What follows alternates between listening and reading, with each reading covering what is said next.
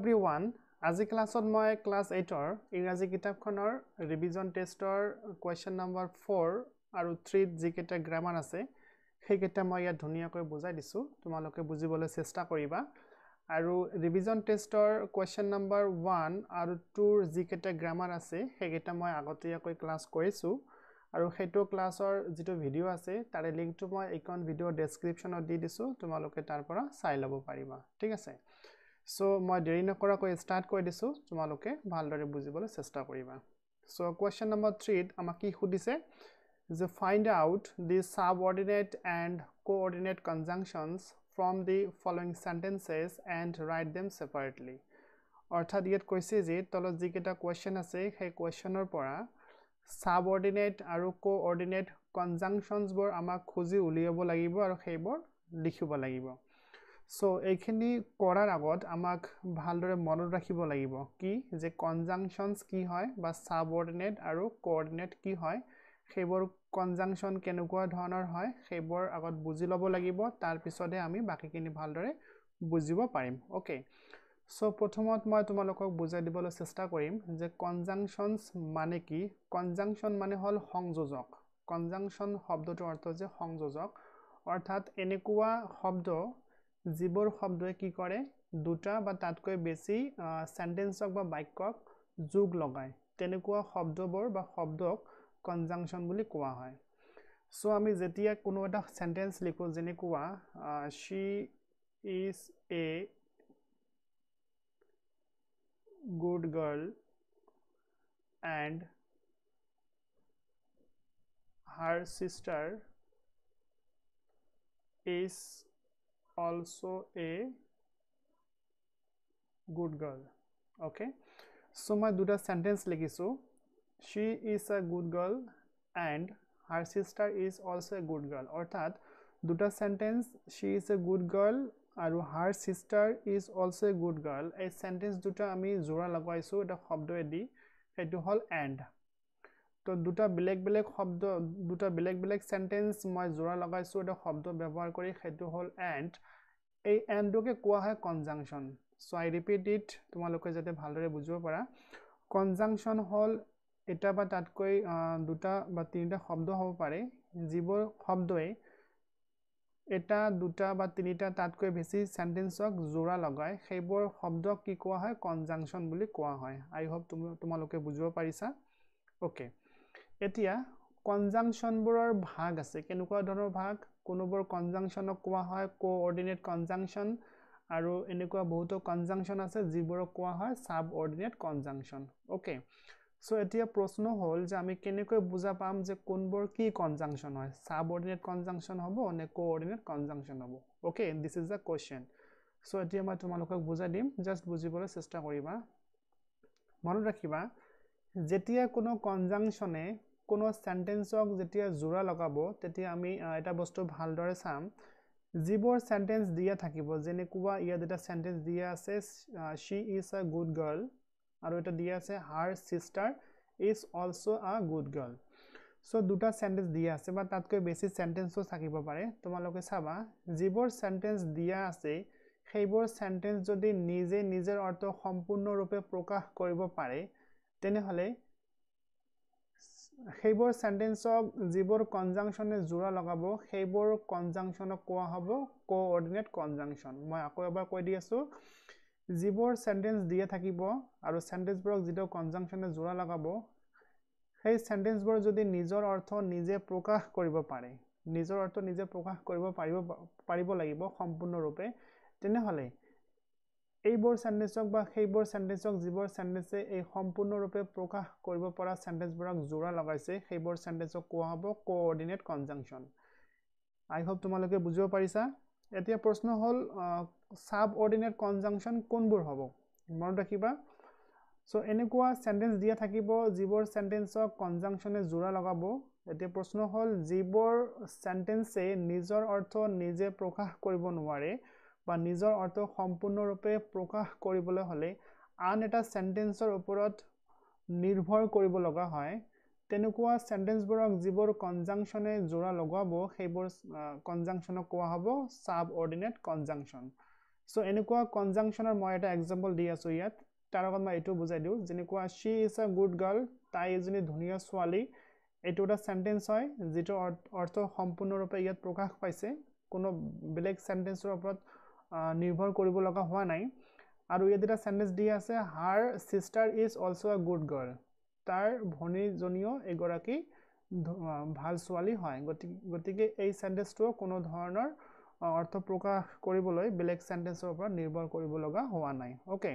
So এনেকুৱা সেন্টেন্সবোৰক যিবোৰ কনজাংশনে জোৰা লগাত সেইবোৰক কোৱা হয় সাব কোঅৰ্ডিনেট কনজাংশন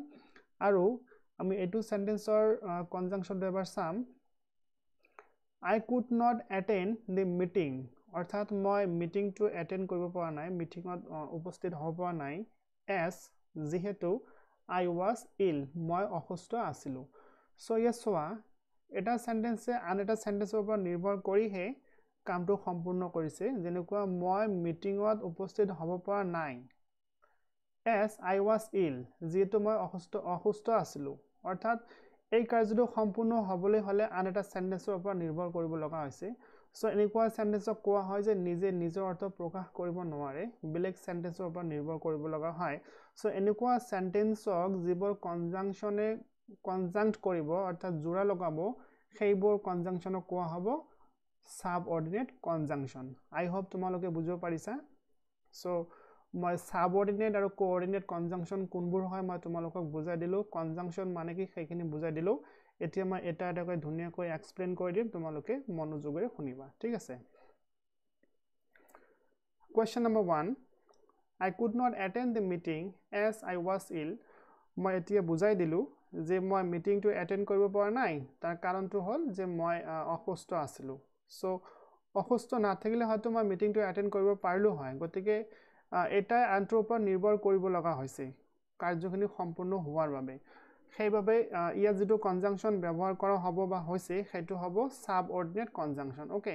সো ইয়াৰ সেন্টেন্সটো হ'ল I could not attend the meeting আৰু ইয়াত আছে I was ill ইয়াত দুটা সেন্টেন্স আছে I was ill আৰু মিটিং লকে এটা সেন্টেন্স আছে এই সেন্টেন্স দুটাক জোৰা লগাইছে as এটা কনজাংশনে গতিকে এই কনজাংশনটো কোৱা হ'ব সাবঅৰ্ডিনেট কনজাংশন গতিকে তোমালোকে এনেকুৱা কোৱেশ্চন দেখিলে আনসাৰটো লিখিবা সাবঅৰ্ডিনেট কনজাংশন লিখি as লিখি দিবা হৈ গল আই হোপ তোমালোকে বুজিব পাৰিছা নেক্সট কোৱেশ্চন লৈ মই মুভ কৰিছো question number 2 The man is poor অৰ্থাৎ মানুহজন দুখীয়া but honest কিন্তু মানুহজন সাধু honest হয় ভদ্ৰ হয় নম্ৰ হয় সাধু হয় সো ইয়াত ভালদৰে চোৱা মানুহজন দুখীয়া এটো এটা সেন্টেন্স হয় সম্পূৰ্ণ অৰ্থ প্ৰকাশ কৰিব পাৰিছে but honest মানে কি হয় মানুহজন সাধু হয় কিন্তু ইয়াত কেইটামান শব্দ লুকাই আছে the man is poor মানুহজন দুখীয়া আৰু আমি ইয়াত এনেকৈ লিখিব পাৰো the man is honest মানুহজন সাধু হয় অৰ্থাৎ সাধু কোনে হয় মানুহজনে হয় গতিকে আমি মানুহজনক পুনৰ নিলিখি পেলাই ডাইৰেক্ট honest লিখিছো অৰ্থাৎ সম্পূৰ্ণ বাক্যটো ইয়াত লুকাই আছে the man শব্দটো লুকাই আছে লিখিব লগা নহল ইয়াত কাৰণ ইয়াত the man অলৰেডি আমি লিখিছো আৰু তেখেতৰ বিষয়ে আমি কৈ আছো তেখেতৰ দুটা গুণ দিয়া আছে ইয়াত বা দুটা বিষয় কোৱা আছে এটা হল পুৱাৰ মানুহজন পুৱাৰ হয় আৰু honest হয় অৰ্থাৎ আমি সেন্টেন্স দুটা যদি আমি ডিটেইলস কৈ লিখো তেনে হলে এনেকুৱা হ'ব the man is poor but the man is honest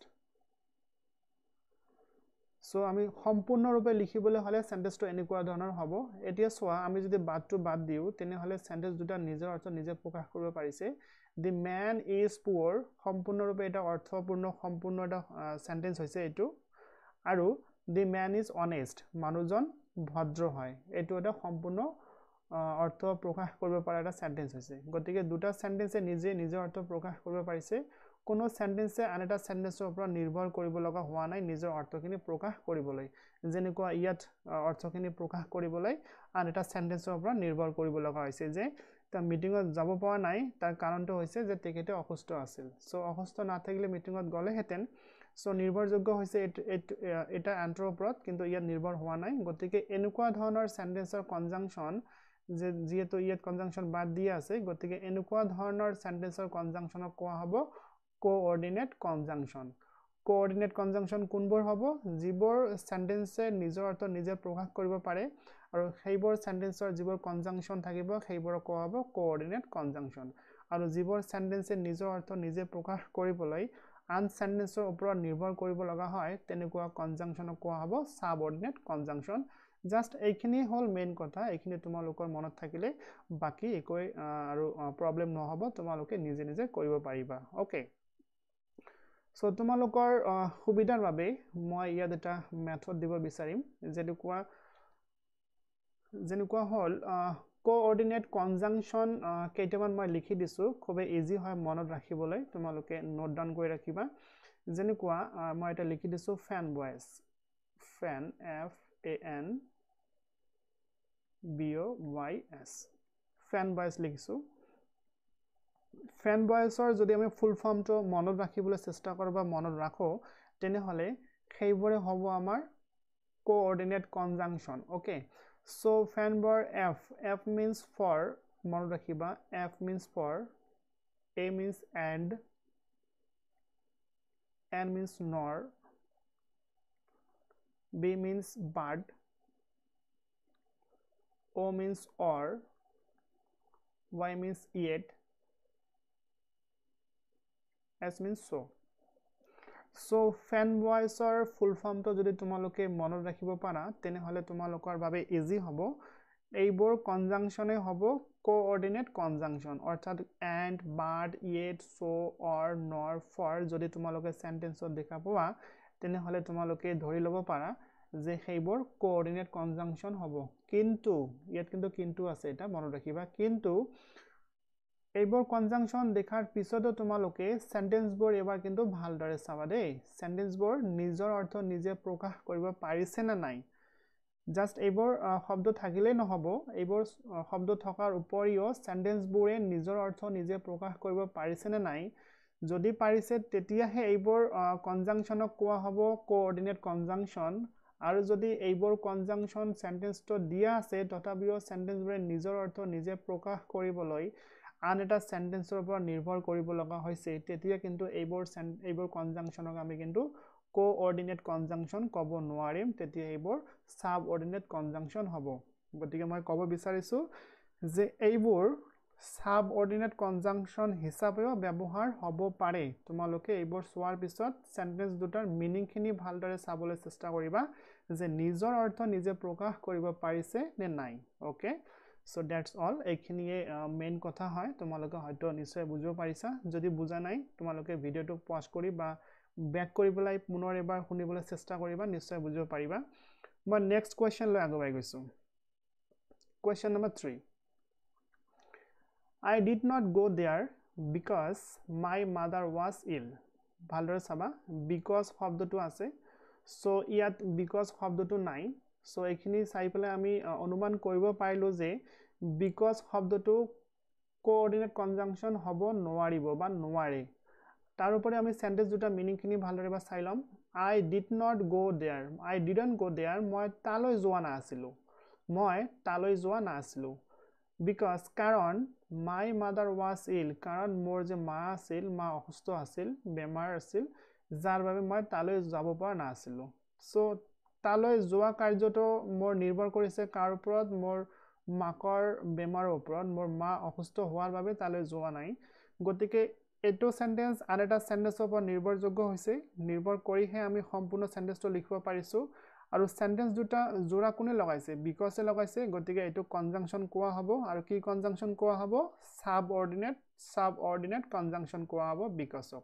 কাৰণ সেন্টেন্স দুটা এটা আনটোৰ ওপৰত নিৰ্ভৰশীল হৈছে আৰু তাৰ উপৰিও ইয়াত কোনো ধৰণৰ কনজাংশন আমি ইয়াত দেখা পোৱা নাই so that's clear I hope তোমালোকে বুজিব পাৰিছা যে বিকজ টু সাবঅৰ্ডিনেট কনজাংশন হয় okay next question question number 4 though he came যদিও তেখেত আহিছিল yet কমা means তথাপিও ইয়াত তথাপিও লিখা নাই অৰ্থাৎ yet শব্দটো লিখা নাই নিলিখিলেও হয় কমা দিলে হৈ যায় though he came যদিও তেখেত আহিছিল yet বা কমা তথাপিও I could not meet him তথাপিও কিন্তু মই তেখেতৰ লগ ধৰিব পৰা নাই বা তেখেতৰ দেখা কৰিব পৰা নাই সেন্টেন্সটো কি কৈছে যদিও তেখেত আহিছিল yet বা কমা তথাপিও I could not মই পৰা নাই কি পৰা নাই meet him তেখেতৰ লগ ধৰিব পৰা নাই so sentence দুটা এটোৱে আনটোৰ ওপৰত নিৰ্ভৰ হৈছে তেখেত আহিছিল কিন্তু মই লগ ধৰিব পৰা নাই কিবা কাৰণত গতিকে sentence দুটা নিজৰ অৰ্থ নিজে প্ৰকাশ কৰিব পৰা নাই সেই কাৰণে যি ইয়াত কনজাংশন ব্যৱহাৰ কৰা হৈছে do আৰু ইয়াত দিয়া নাই yet তথাপিও yet শব্দটা আছে ইয়াত সেই কাৰণে do আৰু yet কোৱা হ'ব subordinate conjunction so do and yet is subordinate conjunction I hope তোমালোকে বুজিব পাৰিছা so ইয়াত আৰু কেইটামান কোৱেশ্চন আছে কনজাংশনৰ একেটা মই বুজাই নিদু তোমালোকে হয়তো নিশ্চয় পাৰিবা তোমালোকে নিজে নিজে চেষ্টা কৰিবা আনসাৰখিনি দিয়াও আছে তোমালোকে চেষ্টা কৰিবা আনসাৰখিনি মিলাবলৈ চেষ্টা কৰিবা যদি কিবা কনফিউজন থাকে তোমালোকে মোক খুদিবা বা কমেন্ট বক্সত লিখি দিবা মই তোমাৰ আনসাৰখিনি কৰিবলৈ চেষ্টা কৰিম এইখিনি তোমাৰ হোমৱৰ্ক হিচাপত থাকিল তোমালোকে কৰিবা চেষ্টা কৰিবা এতিয়া মই নেক্সট কোৱেশ্চন নম্বৰ 4 লৈ আগুৱাই যাওঁ ঠিক আছে ভিডিওটো মই দীঘল নকৰো question number 4 Write whether the following sentences are simple, complex or compound. অৰ্থাৎ আমাক লিখিব কৈছে যে তলত দিয়া সেন্টেন্সবোৰ বাক্যবোৰ যদি simple sentence হয় simple হিচাপত লিখিবা যদি complex হয় complex লিখিব লাগিব বা compound যদি হয় compound হিচাপত লিখিব লাগিব তো তলৰ সেন্টেন্সবোৰ কোনটো simple হয় কোনটো complex আৰু compound হয় সেইবোৰ আমাক লিখিব লাগে So এইখিনি পাবলৈ হলে আমাক simple sentence কোনবোৰ হয় complex কোনবোৰ হয় আৰু compound কোনবোৰ হয় সেইখিনি জানিব লগা হল আগৰ নিচিনাকৈ সো মই তোমালোকক বুজাই দিম তোমালোকে বুজিবলৈ চেষ্টা কৰিবা simple sentence কোনবোৰ হয় সাধাৰণ বাক্যবোৰ simple sentence হয় complex means তোমালোকে জানা জটিল বাক্যবোৰ complex sentence বুলি কোৱা হয় and compound means যৌগিক বা মিশ্ৰ বাক্যবোৰক কি কোৱা হয় compound sentence বুলি কোৱা হয় তোমালোকে অসমীয়াটো হয়তো অলৰেডি পাইছা Simple sentence কোনবোৰ হ'ব ইংৰাজীত যিবোৰ সেন্টেন্সৰ মই কৈ দি আছো তোমালোকে পাইলে নোট ডাউন কৰিবা যিবোৰ সেন্টেন্সত কেৱল এটাহে ফাইনাইট ভাৰ্ব থাকিব এটাহে ফাইনাইট ভাৰ্ব থাকিব ফাইনাইট ভাৰ্ব এটাহে থাকিব সেইবোৰ সেন্টেন্সক কোৱা হ'ব simple sentence I repeat it যিবোৰ সেন্টেন্সত কেৱল মাত্ৰ এটাহে ফাইনাইট ভাৰ্ব থাকিব সেইবোৰ সেন্টেন্সক কোৱা হ'ব simple sentence ফাইনাইট ভাৰ্ব কোনবোৰ যিবোৰ ভাৰ্ব subjector number person আৰু tense অনুসৰি পৰিৱৰ্তন কৰিব পৰা যায় I repeat it once again যিবোৰ verb subjector number person আৰু tense অনুসৰি পৰিৱৰ্তন কৰিব পৰা যায় তেনেবোৰ ভাৰ্বক finite verb বুলি কোৱা হয় আৰু finite এটাহে finite verb থকা sentence কোৱা হ'ব simple sentence okay আমি example চালে ইয়াত বুজা পাম then complex তো তোমালোকৰ সহজ হোৱাৰ বাবে মই তোমালোকক বুজাই দিও যে তোমালোকে যিবোৰ সেন্টেন্সত সাবঅৰ্ডিনেট তোমালোকে যিবোৰ সেন্টেন্সত সাবঅৰ্ডিনেট কনজাংশন দেখিবলৈ পাবা সেইবোৰ সেন্টেন্স হ'ব কমপ্লেক্স সেন্টেন্স মনত ৰাখিবা তোমালোকে কোনো এটা সেন্টেন্স দিয়া আছে এই সেন্টেন্সটোত যদি এটা কনজাংশন দেখিব পাৰা কি কনজাংশন সাবঅৰ্ডিনেট কনজাংশন দেখিবলৈ পোৱা তেনে হলে গোটেই সেন্টেন্সটোক তোমালোকে লিখিব পাৰিবা কি সেন্টেন্স হিচাপত কমপ্লেক্স সেন্টেন্স হিচাপত ওকে এন্ড আমাৰ কি সেন্টেন্স আছে ইয়াত নেক্সট আছে compound sentence so compound sentence কোনবোৰ হ'ব খুবই সহজ হয় যিবোৰ সেন্টেন্সত তোমালোকে কোঅৰ্ডিনেট কনজাংশন দেখিবলৈ পাবা অৰ্থাৎ এইবোৰ কনজাংশন দেখিবলৈ পাবা এন্ড বাট ইয়েট সো যিবোৰ সেন্টেন্সত সাপোজ ইয়াত এটা সেন্টেন্স দিয়া আছে সেন্টেন্সটোত এটা কনজাংশন ব্যৱহাৰ কৰা হৈছে আৰু কনজাংশনটো হ'ল কোঅৰ্ডিনেট কনজাংশন তেতিয়া তোমালোকে কি কৰিবা তেতিয়া তোমালোকে গোটেই সেন্টেন্সটো কবা যে এটো এটা কম্পাউন্ড সেন্টেন্স হয় okay I repeat it coordinate conjunction থকা সেন্টেন্সবোৰ হ'ব কম্পাউন্ড সেন্টেন্স আৰু সাবঅৰ্ডিনেট কনজাংশন থকা সেন্টেন্সবোৰ হ'ব কমপ্লেক্স সেন্টেন্স অৰ্থাৎ কথাখিনি একে আগৰ দৰে যে যিবোৰ সেন্টেন্সে নিজৰ অৰ্থ প্ৰকাশ কৰিবলৈ আন এটা সেন্টেন্সৰ ওপৰত নিৰ্ভৰ কৰিব লগা হয় সেইবোৰ কোৱা হ'ব কমপ্লেক্স সেন্টেন্স আৰু যিবোৰ সেন্টেন্সে নিজৰ অৰ্থ নিজে প্ৰকাশ কৰিব পাৰে বেলেগ কোনো সেন্টেন্সৰ ওপৰত নিৰ্ভৰ কৰিব লগা নহয় সেইবোৰ সেন্টেন্সক কোৱা হয় compound sentence this is the definition আৰু শৰ্ট হিচাপত তোমালোকে মনত ৰাখিবলৈ খুজিলে তোমালোকে কনজাংশনবোৰ মনত ৰাখিবা তেনে হলে সেন্টেন্সবোৰ তোমালোকৰ বাবে খুবে ইজি হৈ যাব ওকে নাও I move to the example this is the first example the tiger jumped up and ran away okay ইয়াত দুটা সেন্টেন্স দিয়া আছে the tiger jumped up অৰ্থাৎ টাইগাৰটো জঁপিয়াইছিল and আৰু ran away অৰ্থাৎ দৌৰি গৈছিল কোনে দৌৰি গৈছিল টাইগাৰটো দৌৰি গৈছিল ইয়াত টাইগাৰটো লুকাই আছে অৰ্থাৎ টাইগাৰ শব্দটো লিখা নাই কাৰণ টাইগাৰটো অলৰেডি লিখা আছে সো ইয়াত বাৰে বাৰে লিখাৰ কোনো প্ৰয়োজন নাই আমি কি বুজা পালো দুটা সেন্টেন্স আছে দি টাইগাৰ জাম্পড আপ টাইগাৰটো জপিয়াইছিল সম্পূৰ্ণটা সেন্টেন্স হয় অৰ্থ প্ৰকাশ কৰিব পাৰিছে কাৰো ওপৰত নিৰ্ভৰ কৰিব লগা হোৱা নাই and the tiger ran away টাইগাৰটো দৌৰি গৈছিল এটো এটা সম্পূৰ্ণ সেন্টেন্স হয় কোনো অৰ্থ প্ৰকাশ কৰিবলৈ বেলেগ সেন্টেন্সৰ ওপৰত নিৰ্ভৰ কৰিব লগা হোৱা নাই তাৰ উপৰিও যি দুটা সেন্টেন্স ইয়াত দিয়া আছে সেন্টেন্স দুটা জোৰা লগোৱা হৈছে এন্ড এটা কনজাংশনেৰে আৰু আমি প্ৰথমত পাই আহিলো কি পাই আহিছো এন্ড কি কনজাংশন হয় কোঅৰ্ডিনেট কনজাংশন হয় সো কোঅৰ্ডিনেট কনজাংশন হলে কি হ'ব কি সেন্টেন্স হ'ব এটো কম্পাউন্ড সেন্টেন্স যেটো মই অলপ আগতে তোমালোকক কৈ দিছো ওকে নেক্সট ইয়াত এটা সোৱা কোৱেশ্চন নম্বৰ 2 ইন্টাৰেষ্টিং কোৱেশ্চন হয় slow and steady wins the race so ইয়াত n শব্দটো আছে ইয়াতো n দেখা পাইছো n দেখা পোৱাৰ লগে লগে আমি কৈছো যে এটো কোঅৰ্ডিনেট কনজাংশন হয় আৰু কোঅৰ্ডিনেট কনজাংশন হলে কি হ'ব কম্পাউন্ড সেন্টেন্স হ'ব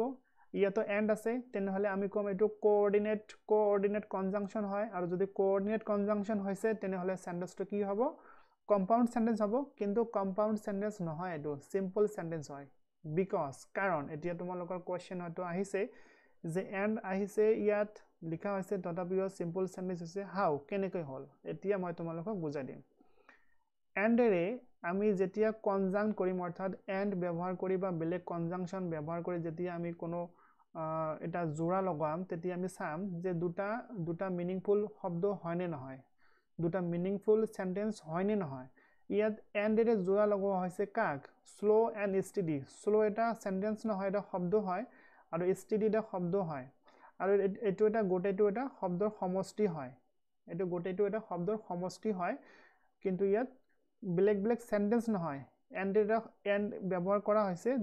ব্যৱহাৰ কৰি প্লাই দুটা শব্দ লগ লগাই এটা শব্দৰ সমষ্টি বনোৱা হৈছে ইয়াত সেন্টেন্স দুটা ভাগ কৰি দেখুৱা হোৱা নাই এন্ডেৰে ভাগ কৰি দুটা সেন্টেন্সক জোৰা কৰা হোৱা নাই ওকে সো ইয়াত এন্ডেৰে আমি যেহেতু দুটা বেলেগ সেন্টেন্সক জোৰা লগোৱা নাই সেই কাৰণে আমি ইয়াক এন্ড অফ কোঅৰ্ডিনেট কনজাংশন কব নোৱাৰিম আৰু এটো যেহেতু কোঅৰ্ডিনেট কনজাংশন নহয় তেনে হলে আমি ইয়াক কম্পাউন্ড সেন্টেন্সও কব নোৱাৰিম ওকে আৰু স্লো এন্ড স্টেডি এটা হে মিশ্ৰ বাক্য হয় সেন্টেন্স হয় নিজে এটা সেন্টেন্স হয় যে স্লো আৰু স্টেডি লাহে লাহে যায় আৰু গৈয়ে থাকে যে লাহে লাহে যায় আৰু গৈ থাকে অৰ্থাৎ মানে ৰেষ্ট নলয় কাম একেলগে কৰি থাকে ৰেষ্ট নলোৱাকৈ সেইবোৰ কি কৰে wins the race অৰ্থাৎ খেলখন ৰেচখন জিকে যেনেকুৱা আমি এটা গল্প পাইছিলো নহয় আগতে এটা আৰু কাজ আৰু সহাপহুৰ এটা আমি দৌৰ পাইছিলো নহয় কাজ কি কৰিছিল লাহে লাহে গৈ আছিল এই লাহে লাহে গৈ থকাটোকে কোৱা হয় স্লো এন্ড স্টেডি আৰু তেনেকুৱা ধৰণৰ কাম আমি যদি কৰিয়ে থাকো তেনে হলে তেনেকুৱা কামে আমাক কি কৰিব ৰেচখন জিকাই দিয়ে সো আমাৰ এটো এটা সাবজেক্ট হয় কোনো সেন্টেন্সক আমি ইয়াত লোৱা নাই অৰ্থাৎ এন্ডেৰে কোনো সেন্টেন্সক ভাগ কৰি দেখুৱা হোৱা নাই বা জোৰা লগোৱা হোৱা নাই আৰু ইয়াত আমি এটা ভাৰ্ব পাইছো wins এটো এটা ফাইনাইট ভাৰ্ব হয় গতিকে গোটে সেন্টেন্সটোত এটাই ভাৰ্ব আছে wins আৰু wins টো ফাইনাইট ভাৰ্ব হয় আৰু মই অলপ আগতে কৈ দিছো তোমালোকে ব্যাক কৰি চাই লবা যে যিবোৰ সেন্টেন্সত কেৱল এটা হে ফাইনাইট ভাৰ্ব থাকিব সেইবোৰ সেন্টেন্সক সিম্পল সেন্টেন্স বুলি কোৱা হ'ব গতিকে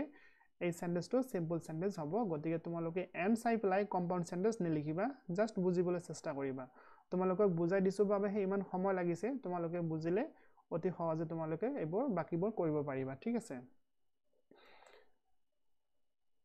Question number 3 My grandfather was a teacher okay my grandfather অৰ্থাৎ মোৰ grandfather কি হয় এগৰাকী শিক্ষক আছিল so এটো সাবজেক্ট হয় this is the verb and this is the complement okay so ইয়াত আমি এটাহে ভার্ব পাইছো যেটো হল ফাইনাইট ভার্ব গতিকে সেন্টেন্সত যদি এটাহে ফাইনাইট ভার্ব থাকে তেনে হলে তাক কোৱা হ'ব সিম্পল সেন্টেন্স এতিয়া সো ফাইনাইট ভাৰ্বটো কিয় কোৱা হৈছে ইয়াত আমি সাবজেক্টটো লিখিছো my grandfather okay my grandfather was a teacher আমি past tense লিখিছো যাৰ বাবে was লিখিছো যদি আমি present tense লিখিবলৈ যাও তেনে হলে কি হ'ব my grandfather is a teacher অৰ্থাৎ কি বুজা পালো আমি টেন্সৰ পৰিৱৰ্তন কৰিলে এই ভাৱটো পৰিৱৰ্তন হৈ যায় সো মই প্ৰথমত কি কৈছো যিবোৰ ভাৰ্ব টেন্স পৰিৱৰ্তন কৰিলে বা যিবোৰ ভাৰ্ব সাবজেক্টৰ নাম্বাৰ আৰু পাৰ্সন পৰিৱৰ্তন কৰিলে পৰিৱৰ্তন হয় সেই ভাৰ্বক কোৱা হয় finite verb so this is the finite verb so এটা হে ফাইনাইট ভাৰ্ব আছে গতিকে সিম্পল সেন্টেন্স হ'ব আমি যদি ইয়াত লিখি দিও আই মানে গ্ৰান্ডফাদাৰ ঠাইত যদি আমি আই লিখো তেনেহলে কি হ'ব আই এম হ'ব তেতিয়া আই এম এ টিচাৰ হ'ব অৰ্থাৎ সাবজেক্টৰ পৰিৱৰ্তন কৰাৰ লগে লগে কি হ'ল ভাৰ্বৰ ৰূপটো পৰিৱৰ্তন হৈ যায় ইছৰ পৰা আমি এম লৈ পৰিৱৰ্তন কৰিব লাগিব ইছ লিখিলে ভুল হ'ব সো সাবজেক্ট পৰিৱৰ্তন কৰিলে টেন্স পৰিৱৰ্তন কৰিলে যদি ভাৰ্বৰ পৰিৱৰ্তন হয় সেইবোৰক কোৱা হয় ফাইনাইট ভাৰ্ব আৰু ফাইনাইট ভাৰ্ব থকা সেন্টেন্সবোৰক কি কোৱা হ'ব সিম্পল সেন্টেন্স সো আই হোপ তোমালোকে বুজিব পাৰিছা সো মই ভিডিওটো আৰু দীঘল নকৰো বাকি কোৱেশ্চনবোৰ তোমালোকে এবাৰ চাই লবা ইয়া দিয়া আছে আনসাৰো দিয়া আছে সহজ হয় কৰিবলৈ চেষ্টা কৰিবা ঘৰতে যদি কিবা কনফিউজন হয় তোমালোকে কন্টাক্ট কৰিব পাৰিবা WhatsApp নম্বৰ দিয়া আছে আৰু কমেন্ট বক্সতো তোমালোকে কমেন্ট কৰিব পাৰিবা ঠিক আছে সো তোমালোকে ভালদৰে কৰিবা বুজিবলৈ চেষ্টা কৰিবা মেইন কথাটো হ'ল তোমালোকে জাস্ট কনসেপচন খিনি আগত বুজি লবলৈ চেষ্টা কৰিবা মুখস্থ নকৰিবা তেতিয়াহে তোমালোকৰ বাবে খুবে ইজি হ'ব ঠিক আছে So that's all for today. See you on the next one. Thank you. Have a good day.